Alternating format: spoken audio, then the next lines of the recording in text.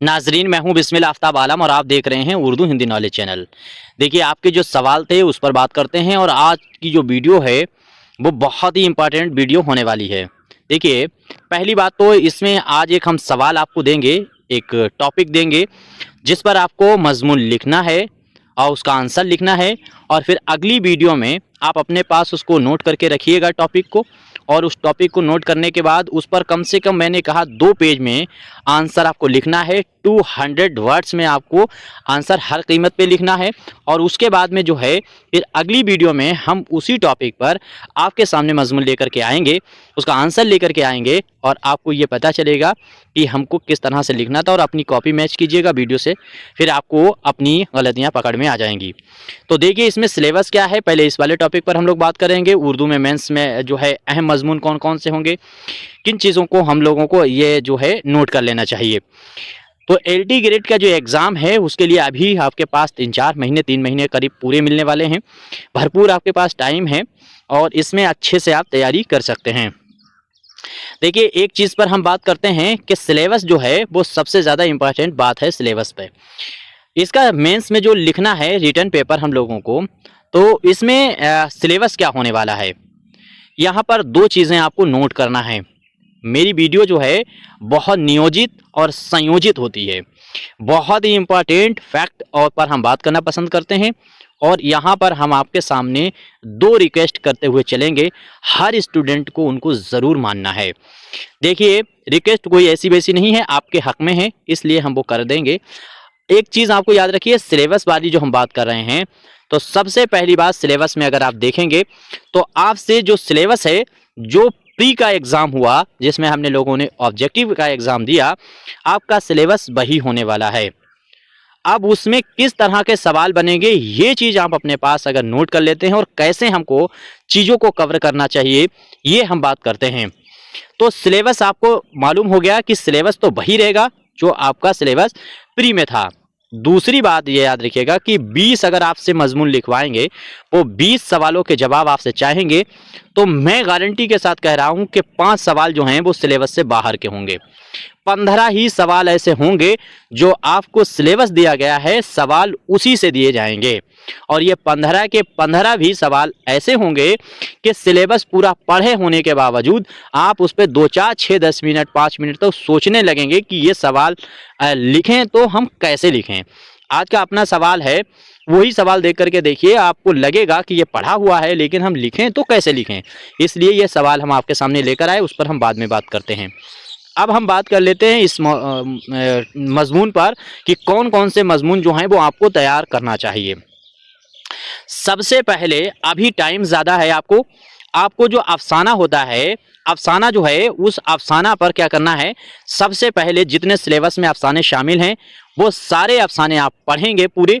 अगर उनका खुलासा मिलता है तो खुलासा पढ़िए, अगर अफसाना मिलता है तो अफसाना पढ़िए, क्योंकि आपसे 200 वर्ड्स में 2, एक अफसाना और एक नाविल, और हो सकता है 3 और हो सकता है 4 ऐसे सवाल बनेंगे जिनका खुलासा आपसे पूछा जाएगा। मान लीजिए हतक अफसाना दे दिया हूँ मंटू का और कह दिया कि इसका खुलासा या इसका मरकज़ी ख्याल आप अपने अल्फाजों में बयान कीजिए, या इसकी जो है वो नसरी खुसूसियात की रोशनी में इसका खुलासा बयान कीजिए। सवाल की लैंग्वेज कुछ भी हो सकती है। तो अफसाने आपको पूरे पूरे पढ़ लेना चाहिए, ख़ास तौर से जो सिलेबस में शामिल है, क्योंकि उनके खुलासे आएंगे। आनंदी का खुलासा आ सकता है, बड़े घर की बेटी का खुलासा आ सकता है, काली शलवार का आ सकता है, आपके सामने खुलासा। अफसाने जो इंपॉर्टेंट हैं, जो सिलेबस में शामिल है, पहले वो कवर कर लीजिए, उसके बाद में दूसरे अफसाने हम लोग कवर करेंगे जहाँ के खुलासे पूछेगा। तो इसके बाद में मुंशी प्रेमचंद हैं, उसका वारदात है, उसी में बड़े घर की बेटी अफसाना है, शिकवा शिकायत है, गमनादारी बज़वा खैर है, और बहुत सारे अफसाने हैं। इनमें से किसी भी अफसाने को देकर के, ख़ास तौर से कफन अफसाने का खुलासा आपसे पूछा जा सकता है। और एक चीज़, जो उत्तर प्रदेश के हाई स्कूल की बुक है उसमें जो सिलेबस में अफसाने नॉवेल शामिल हैं, कम से कम उनके खुलासे पहले तैयार करने की कोशिश कीजिए। आई थिंक क्लियर हो गया होगा ये पॉइंट आपको कि अफसाने से। इसके बाद में मसनबियों पर आ जाइए। तो मसनबियों में सहरुल बयान है, गुलजार नसीम है, इनका खुलासा 200 वर्ड्स में आपसे वो पूछ सकता है, या किसी खास कैरेक्टर को दे करके, नजमुन निसा का कैरेक्टर दे करके या बदरे मुनीर का कैरेक्टर दे करके आपसे पूछे गए इसके इम्तियाजी खुसूसियात कैरेक्टर के क्या हैं, तो वो खुलासे में आपको बताना पड़ेंगे। आप समझ पा रहे हैं कितनी टफ और कितनी आसान चीज़ें हैं, लेकिन आपका दिमाग घूमेगा कि इसमें हम लिखें तो क्या लिखें, क्योंकि आप आदी हो चुके हैं ऑब्जेक्टिव लिखने के, ऑब्जेक्टिव पेपर हल करने के। तो मसनवियों में ये चीज़ आपको देख लेना है। इसके बाद में नॉवेल पर आ जाइए।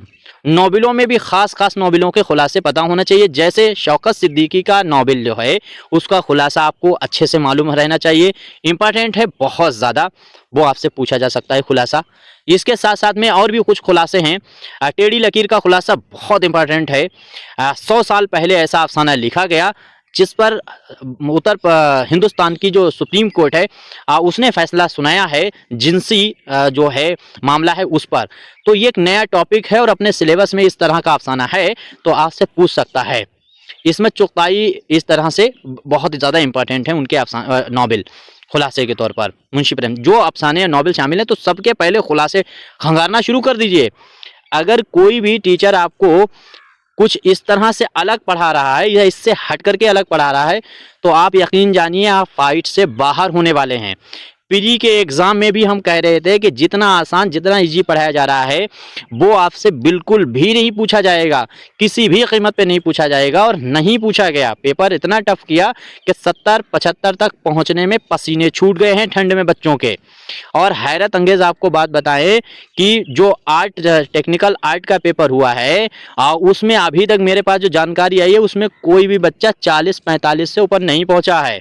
इतना पेपर टफ पूछा गया।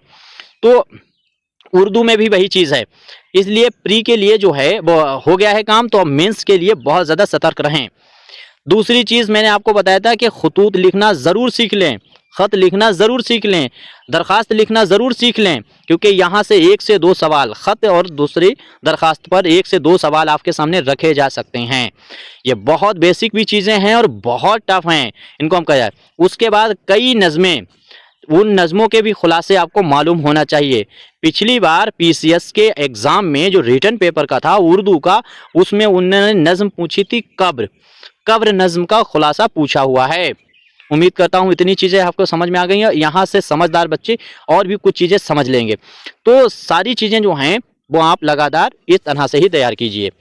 दूसरी बात, इनके सभी के खुलासे अपने चैनल पर हम करवाएंगे भी, और हम आपको पहले ही एक दिन पहले सवाल, जैसे आज हमने सवाल तुमको दे देंगे तो अगली वीडियो में उसी सवाल पर हम आपके सामने मजमून पढ़ दिया करेंगे। उसको आप वैसे हूबहू नोट भी कर लें और उस पर पहले बात अपने आप ज़रूर लिखें, क्योंकि ज़रूरी नहीं वो सवाल आ जाए, उस सवाल को घुमा फिरा करके दे दिया गया तो आप अपने दिमाग से भी लिख पाएँ। तो इस तरह से जो सवाल दिया जाए उसे ज़रूर आप अपने पास नोट करें। आज का हमारा पहला सवाल है, या यूँ समझिए कि पहली क्लास जो आपकी शुरू होने वाली है एलटी ग्रेड की, उसी क्लास को हम इसी से शुरू करते हैं। सवाल आप नोट कर लीजिए कि अख्तरुल ईमान की नज़्म, एक लड़का का खुलासा अपने लफ्ज़ों में बयान कीजिए, इसका मरकज़ी ख्याल नुमाया हो जाए। इस तरह बयान करना है। देखिए इस सवाल को ऐसे ही नोट कर लीजिए, सवाल आपके सामने है। अख्तरुल ईमान की नज़्म कौन सी है? एक लड़का, उसका खुलासा अपने लफ्ज़ों में इस तरह बयान कीजिए कि उसका मरकज़ी ख्याल नुमाया हो जाए। उम्मीद करता हूँ सभी नोट कर लेंगे। ज़रूर नोट कीजिए अगर ज़रा से भी सीरियस हैं।